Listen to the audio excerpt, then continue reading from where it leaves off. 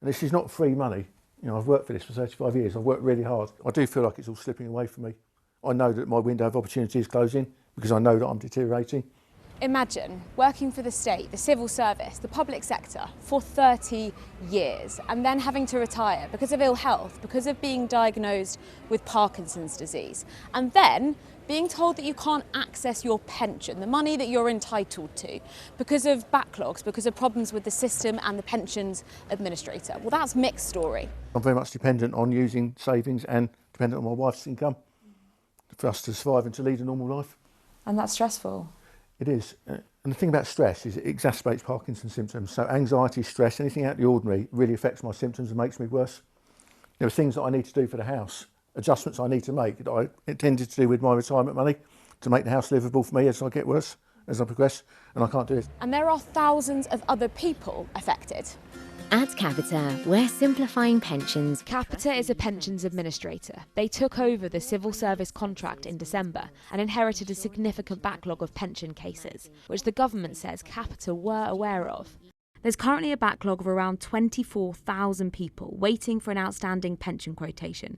That's the document telling someone their pension options to retire with.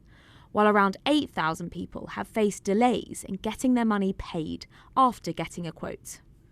And then there are people that say, well, look, the warning signs were there. Why did the government go ahead with a contract to Capita when they knew that there were problems?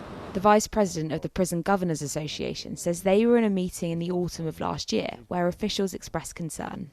The people we were talking to at that meeting were saying that there was significant enough concerns for them to believe that it wouldn't go live. And I think what brings that really home to roost is that we've learnt that Capita's contract with the Royal Mail has now been terminated. So those must have been the significant concerns. So you think there were warning signs? We believe there absolutely were warning signs. In a recent briefing document from Capita to MPs and shared with Sky News, Capita say they're prioritising cases of ill health as the most urgent, stating those cases returned to normalised service levels by the 6th of March. But Mick is one of those cases and he's had none of his pension money. It's just untrue. That just makes you feel really invisible, really forgotten. In a statement, the Cabinet Office told Sky News the service levels following the move to Capita have been unacceptable. An urgent recovery plan is underway and our immediate priority is to stabilise the service and give current and former civil servants the service they deserve. While Capita told us we've been working together with the Cabinet Office over several months to reduce the backlog and are taking all necessary steps to address this. We are sorry for the worry, distress and frustration any delays are causing.